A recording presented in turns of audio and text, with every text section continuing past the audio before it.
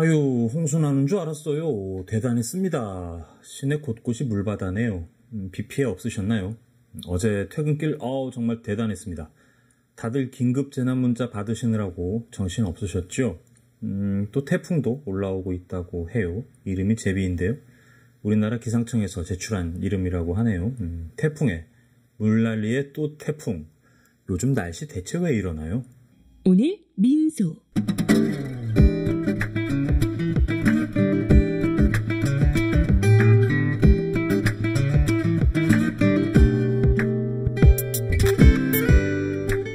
되게 오랜만에 인사드리는 것 같아요. 안녕하세요. 연예팀 현 기자입니다. 어제 퇴근하는데요.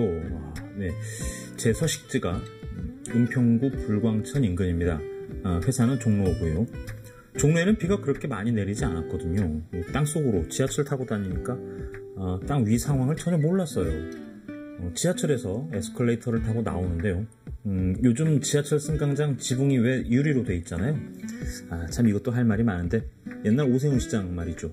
디자인 서울 한다고 지하철 승강장 지붕 싹 걷어버려가지고 요걸 얼마나 쳐드셨나요? 어쨌든요. 그래서 지붕을 다시 씌우면서 유리 재질로 바꿨죠. 세상에 무슨 수영장 밑에 있는 줄 알았잖아요. 지붕에 물이 파도가 치는데요. 하늘이 구멍 난 줄 알았습니다. 그래서 지하철을 나와보니까요. 무슨 지하철역 입구가 에어커튼처럼요. 비가 커튼처럼 내리더라고요. 이렇게 쓱 보니까 사람들이 아예 포기하고 신발 벗고 품에 끌어안고 우산 쓰고 다니고 뭐 그렇더라고요. 네, 그냥 곧바로 지하철로 다시 내려갔습니다. 비 좀 그치면 나가려고요. 이런 게 스콜이구나. 번개도 막 치면서 말이에요. 이 프로그램은 방송통신심의위원회 심의 규정을 준수하지 않습니다.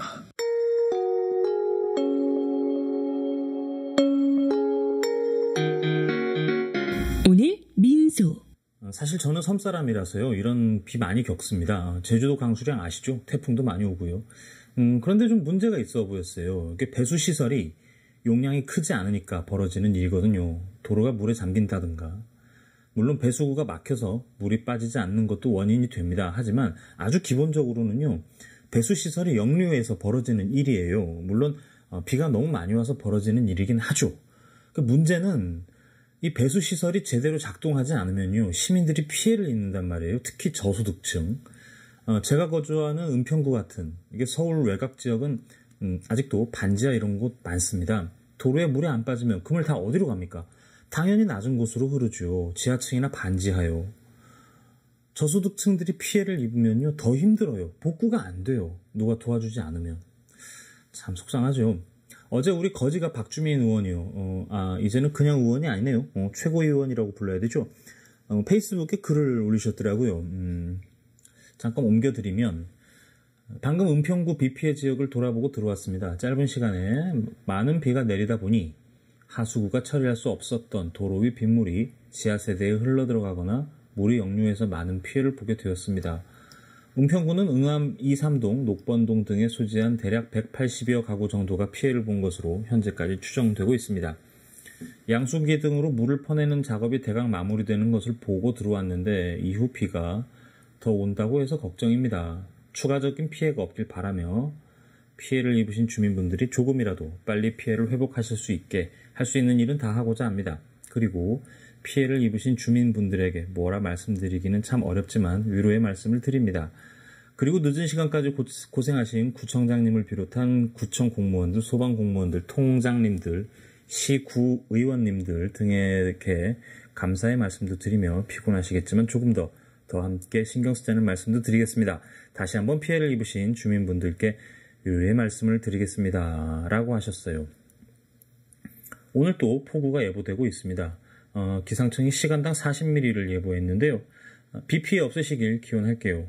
사실 저도 조금요. 크진 않고 아주 살짝 비 피해가 있어서요. 밑에 층에 창틀에 물이 새네요. 급하게 방수 처리하느라고 오늘 조기 퇴근해서 재택근무하면서 녹음하고 있습니다. 기상청 발표를 보니까요. 30일, 그러니까 내일이죠. 내일 오전까지 서울, 경기, 강원, 영서 지방 중심으로 많은 비가 내릴 것으로 예상한다고 하네요. 어째 7월, 8월은 계속 날씨와 전쟁을 벌이는 것 같습니다. 부모님의 생신이나 기념일엔 이제 다들 아시죠? 오직 부모님만을 주인공으로 하는 세상에 다시 없을 고품격 회고록을 민중의 소리가 특별 제작해드립니다. 한평생 가족을 위해 헌신해 오신 부모님을 위해 아주 오래 기억에 남을 뜻깊은 선물. 기억의 책 만민보 지금 바로 신청하세요. 문의전화 1877-1419 1877-1419 민중의 소리.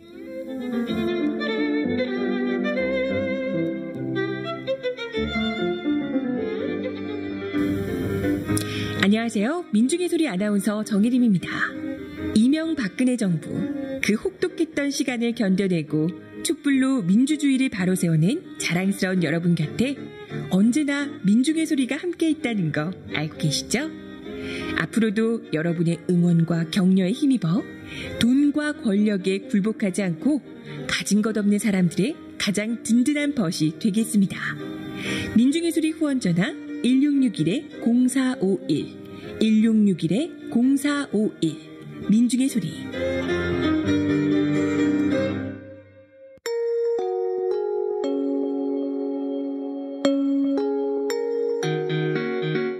오늘 민소. 어제 그제요 제가 유튜브 라이브, 페이스북 라이브 전해드렸어요. 텔레그램 채팅방 추가해달라. 이게 우리 편집국장이 한번 해본다고 만들었는데 생각보다 숫자가 잘 안 늘더라고요. 제가 방송 켜서 한 30명 정도 붙여놨는데 아마 우리 혜림이나 민선 아나운서가 했으면 뭐 한 1000명 금방 찍었지 않을까 그렇게 생각합니다. 이게 꼭 텔레그램 때문에 라이브를 켰었던 건 아니고요. 요즘 대세인 것 같아서요. 한번 좀 들어가 볼까 분위기도 좀 보려고 그랬네요. 제가 또 한번 해봐야 우리 아나운서들도 좀 동기부여가 되고 또 구경 삼아서 한번 이렇게 보기도 하고 뭐 그러지 않겠어요? 그래서 한 번은 가로로 했고요. 한 번은 세로로 촬영을 해봤어요. 가로는 유튜브 촬영을 했고요. 세로는 페이스북 방송을 했습니다. 유튜브 쪽은요 아직 저희가 소통 채널이 없어서요. 피드백을 받는 프로그램이 없다는 말씀입니다. 뭐 인물을 내세우던가 하는 게 아니고 그냥 현장 영상들을 보시라고 동영상을 올리죠. 물론 저기 쇼티 같은 우리 혜림아나가 진행하는 프로그램이 있긴 해요. 하지만 역시 정보 전달이 주라서요. 소통하는 프로그램은 아니죠. 그래서 생각보다 조회수가 많이 나오진 않더라고요. 뭐 그냥 낯선 아저씨죠. 듣보잡 기자. 자칭 연예부라고 주장하는 듣보잡이 나와서 떠드는 뭐 그런 방송이 되는 셈이죠. 네. 페이스북은요 반대로 굉장히 놀랐습니다. 시끌벅글해요. 네. 인사하는데 정신이 없더라고요.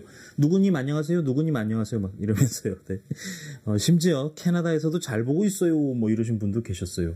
물론 이제 열에 한두 분은 이완배 기자님 잘 지내시나요? 뭐 이러시는 분들 당연히 있으시고요. 나중에 현 기자님 잘 계시나요? 이렇게도 한번 물어봐 주시면 좋겠습니다. 네. 재미있었어요. 네. 기술적인 문제가 좀 있었는데요. 오디오가 튀고 뭐 이런 것들이요. 저는 뭐 이렇게 앉아가지고 오디오가 튀나요? 뭐 체크해 볼게요. 이렇게 얘기하면 되는데요. 우리 아나운서들은 또 방송인들이니까 제가 또 그런 거 못 시키지 않겠습니까? 그래서 제가 한번 해보고요. 뭐 이렇더라 저렇더라 좀 말씀도 전해드리고 뭐 오디오 체크도 좀 해보고요. 그래서 뭐 텔레그램 구독 핑계로 라이브를 켜봤네요. 말도 없이 웬 뜬금포 영상입니까? 뭐 이러실 것 같아서 제가 주저리 설명 드려봤습니다.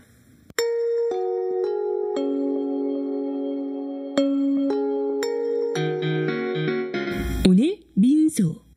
오늘은 원고 쓰면서요 이 말씀은 꼭 드려야 되겠다 싶었어요. 뮤지컬 배우 박혜민 씨 남편이 음주운전 사고를 냈습니다. 2명이 사망하는 끔찍한 사고였어요. 그런데요 제목이요. 박혜민 남편 황민 블랙박스 칼치기 논란. 이게 다 검색어 때문에 그렇거든요. 지금 검색어에 황민, 박혜미, 블랙박스 칼치기 이게 들어있어요. 그래서 이것 때문에 제목이 이렇게 개판입니다. 박혜미 남편 황민 블랙박스 칼치기 논란. 이게 뭐 논란입니까? 배우 박혜미 남편 음주사고 2명 사망. 박혜미가 뭘 잘못했는데요? 박혜미 남편 황민 음주운전 중 화물차 들이받아 2명 사망. 박혜미 남편 음주운전 교통사고. 이거 꼭 이렇게 해야 됩니까? 박혜미 씨가 뭘 잘못한 게 아니잖아요.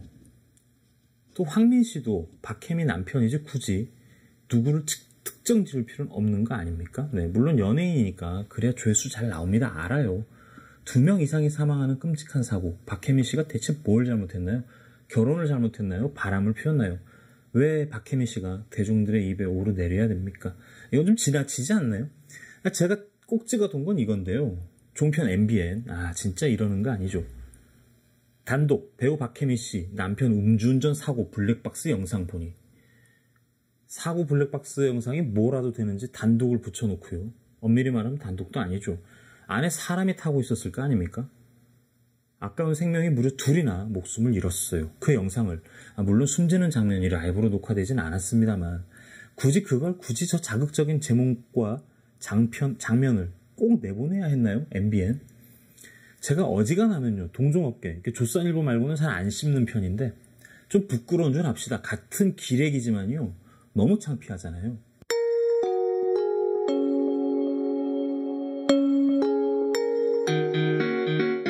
오늘 민소. 요거는 좀 생각해볼 문제인 것 같아서요. 어떻게 생각하시는지 궁금하기도 하고요. 과천 토막살인범 변경석, 젊어요 34살. 경기 남부지방경찰청 신상공개심의위원회의 결정. 국민의 알 권리를 보장하고 재범을 방지할 필요성이 있다. 실명과 얼굴을 공개했습니다. 이게 과연 옳은 일인가 말이죠. 이게 왜 문제가 되냐 하면요. 애꿎은 사람이 피해를 입어요. 벌써 변경석 이름 석자를 검색하면요. 이 변과 함께 사진을 촬영한 여성이 등장을 합니다. 여성이요. 어떤 폭언과 폭력이 오고 갈지 눈에 그려지시죠? 그 여성의 신상이 털리는 게 어려운 일도 아니잖아요. 애꿎은 사람에게 피해가 간다는 말입니다. 부끄러운 줄 알아라 이놈아 라는 심정이실 거예요. 면상을 보고 욕하고 싶은데 모자로 가리고 마스크로 가리니까 벗어 이 새끼야 라고 욕이 나오는 거죠. 너 이 새끼 부끄러운 건 알아? 이렇게 욕하실만 해요. 그런데요. 말씀드렸듯이 애꿎은 사람이 피해가 있는다는 거죠. 왜 여기까지는 보지 못했을까? 피의자 인권을 보호하는 측면이 있긴 있어요. 하지만 그를 둘러싼 지인들의 인권을 보호하는 측면이 더 크거든요. 이게 강호순 사건 때 생긴 관례인데요. 경찰이요. 강호순. 사이코패스. 여성 7명을 납치해서 살해한 연쇄살인마. 경찰이 최초로 얼굴을 공개하기로 했던 살인마죠. 이후에도요. 제가 경찰청 출입할 때요. 서울지방경찰청이요. 일주일에 한 번씩 청장하고 기자간담회를 해요. 종종 이제 보고만 하고 기사는 나가지 않는데 이런 문제들은 경찰들과 기자들이 토론을 합니다. 그러니까 대부분 알 권리라고 공개하는 게 맞다고 이렇게 보는데 이게 가족들의 피해, 인권을 어떻게 할 거냐. 이게 받아들여지지가 않아요. 알 권리가 우선이다 이런 결론이 나요. 왜냐하면 이런 걸 까주면 경찰이 박수 받거든요. 강호순 때도 그랬어요. 제 기억엔 조선일보였어요. 일면 기억나시죠? 강호순이 개 한 마리와 함께 찍은 사진. 조선일보가 흉악범의 얼굴을 공개합니다. 그런 식이었던 것 같아요. 그 이후에 경찰의 얼굴을 공개하기 시작했습니다. 강호순도 자식들이 있거든요. 제 아빠가 연쇄살인마래. 이거 어떡합니까? 자식들이 정상적인 사회생활이 가능할까요? 불가능해요. 강호순을 지켜주는 게 아니에요. 피의자, 범죄자의 인권을 지켜주는 게 아니에요. 쓸데없는 관음증, 참 여러 사람에게 원하지 않는 피해를 줍니다. 이거는 알 권리가 아니고요. 관음증이에요. 관음증.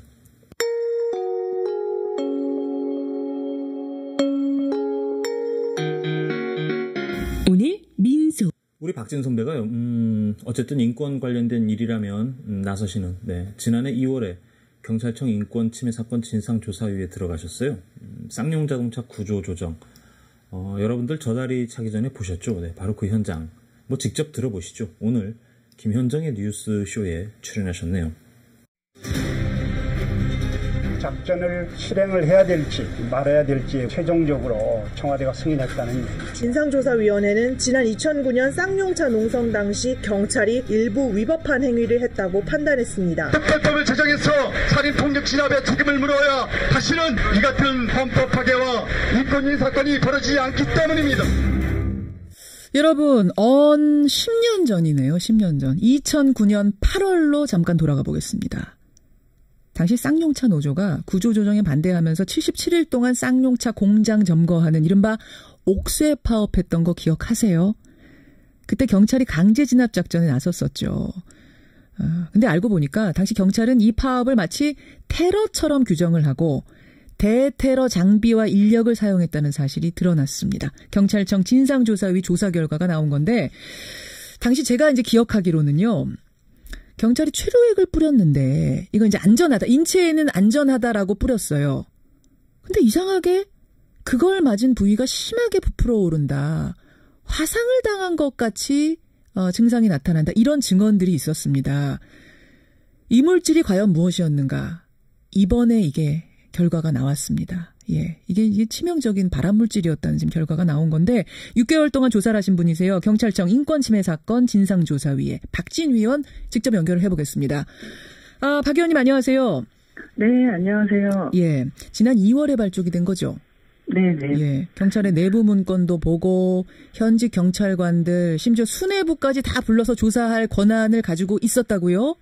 네, 진상조사위는 그 훈령상에 관련자들, 관련 공무원들을 진술을 들을 수 있고요. 그 관련 자료나 물건을 제출 요구할 수 있습니다. 예. 그래서 이번에 쌍용 자동차 진입 계획 같은 내부 문건을 조사할 수 있었고 고위직도 조사할 수 있었습니다. 그래요. 이제 과거에 경찰에 문제가 됐던 여러 사건 중에 한 가지로 지금 쌍용차 강제 진압 사건을 들여다보신 건데, 네. 당시 상황으로 좀 돌아가 볼게요. 2009년. 네네. 쌍용차 노조의 옥새 파업이 길어지자 경찰이 8월 4일과 5일 강제 진압에 나섰습니다. 네. 여기까지 우리가 알고 있어요. 진압 작전을 보기도 하고. 예, 어떤 그렇죠. 부분이 새롭게 드러난 거예요? 우선 당시에 경찰이 진압 과정에서 그 대테러 장비로 분류됐던 테이저건이나 다목적 발사기 같은 것들을 직접 사용했던 것, 이런 것이 드러났고요. 대테러 장비인 테이저건을 그리고 다목적 발사기 이런 것이요. 다목적 발사기는 뭐예요? 고무탄 같은 거죠. 고무탄? 네, 고무탄을 다목적 발사기로 라고 하는데요. 당시에 강일학 경찰청장은 사용하지 말라는 지시를 내렸는데도 이런 장비를 사용한 게 드러났고요. 예. 그리고 말씀하셨듯이 헬기를 사용해서 체류액을 투하했는데 체류액을 투하했을 뿐만 아니라 저공비행에서 이 집회 시위를 하고 있는 가족 대책이나 노조원들 이런 사람들을 방해하는 이런 것도 있었고요. 이 중요한 거는 아까 말씀드렸던 쌍용 자동차 진입 계획이란 내부 문서를 보면은 이게 파업이 시작되자마자 5월 달에 준비를 시작해서 이미 6월에 진압 계획을 세운 걸로 보이고요. 들어가는 식료품이나 의약품, 의료진을 통제하거나 단전, 단수하고 이런 모든 것이 사측의 요청이 아니라 사측과 같이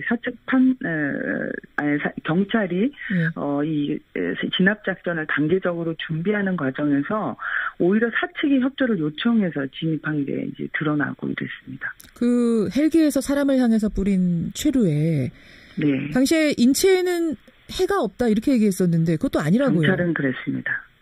네. 이 주성분이 CS고 용매인 디클로로메탄이라는 건데요. 이게 2급 발암물질로 밝혀졌고요.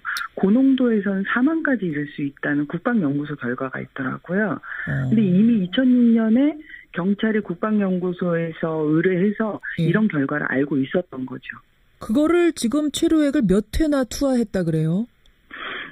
지금 헬기를 출격하는 대부분 200몇 회 이상을 투하했다고 보고 있고요.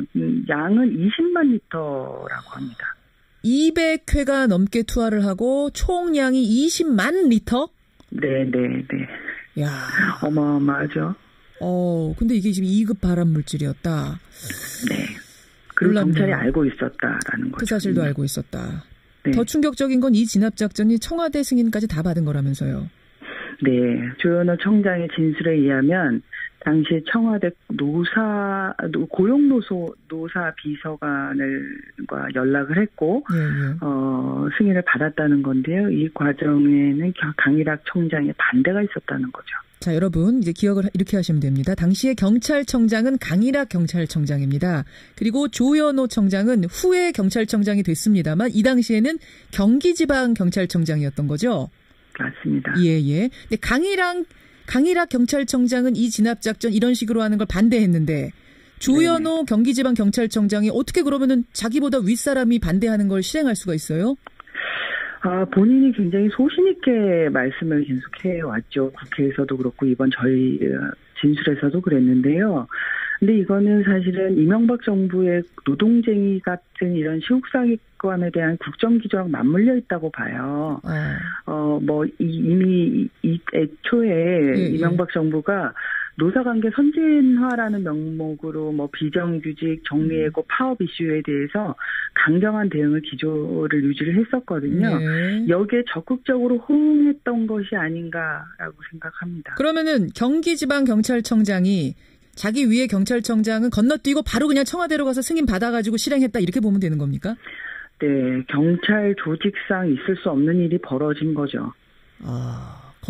패싱 당한 거네요? 강일학 패싱? 그렇죠. 강일학 패싱이죠. 자, 그게 이제 하나 드러난 거고. 또 하나 특이한 건 물리적인 진압작전과 함께 인터넷 대응팀을 만들라고 직접 지시를 했다. 누가 직접 지시했다는 거예요? 이것도 조현호 청장? 네, 조현호 경기청장이 했고요. 대면 진술에서도 확인했었고 내부 문서에서도 확인했고요. 이미 대응팀 회의를 6월 3일경에 했더라고요. 몇 명이나 됩니까? 인터넷 대응팀?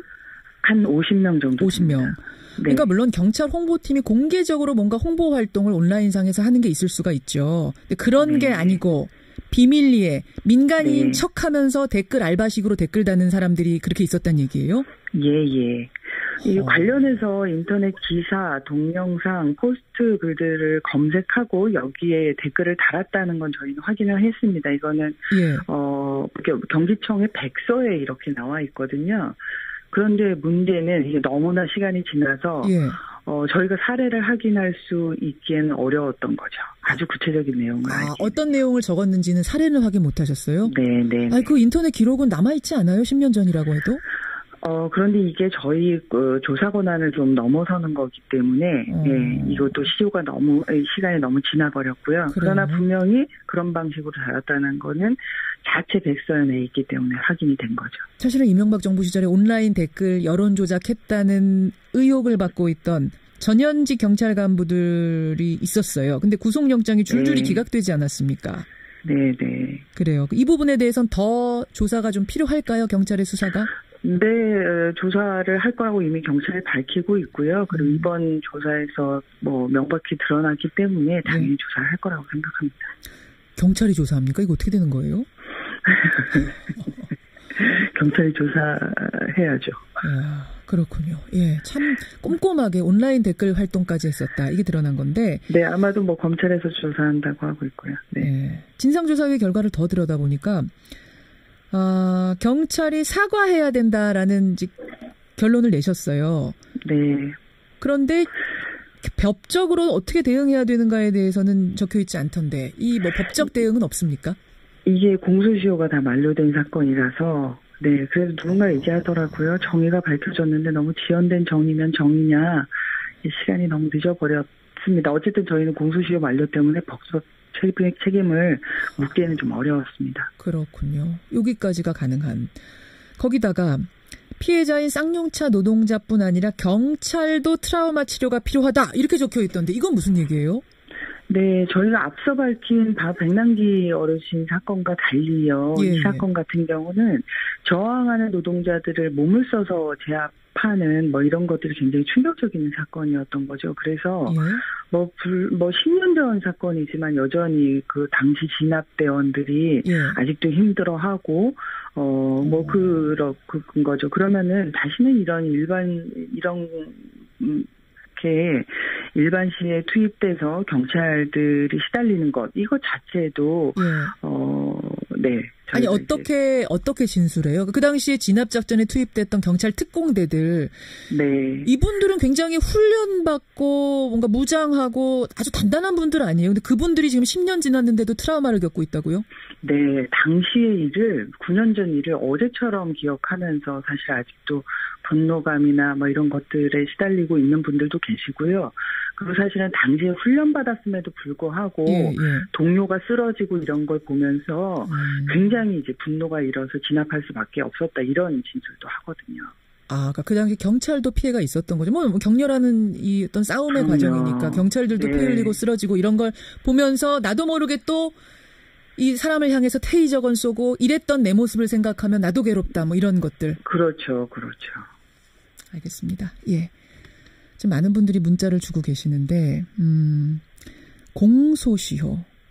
시효 뒤에 숨어서 웃고 있는 우리 사회의 악의 존재들이 어디 한둘입니까? 이런 정민호님의 문자도 눈에 띄고 씁쓸합니다. 예, 고생 많이 하셨고요. 여기까지 오늘 말씀 듣겠습니다. 네, 감사합니다. 예, 경찰청 인권침해 사건 진상조사위의 박진 위원이었습니다.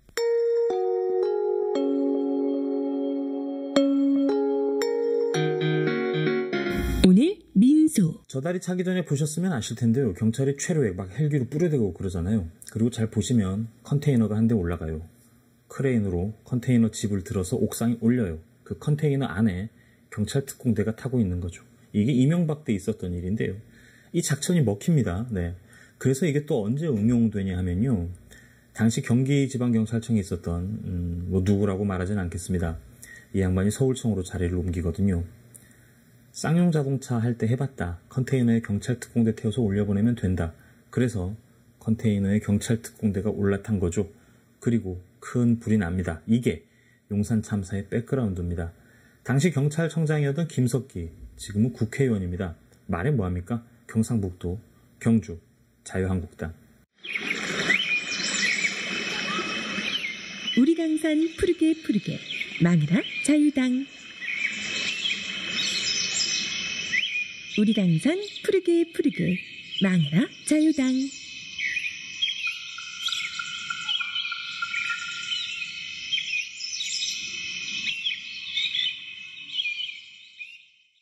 오늘 민소 여기까지 할게요. 오늘도 폭우가 예보되고 있는데요. 비 피해 없으셨으면 합니다. 제가 좌골신경통 앓고 있다고 말씀드린 적 있나 모르겠어요. 요즘 인터넷 보고 몇 가지 동작 따라하면서 스트레칭하고 있는데요. 이제야 드디어 나을 기미가 보입니다. 진짜 이제는 몸 조심해야 되겠어요. 쓸데없이 모란공원 뛰어다니다가 이거 도대체 며칠째입니까? 말을 말아야지. 오랜만에 인사드려서 반가웠어요. 잘 지내시죠? 저는 내일 비슷한 시간에 여러분들 다시 찾아뵐게요. 비 피해 없으시길 바라겠습니다. 내일 뵙지요. 고맙습니다.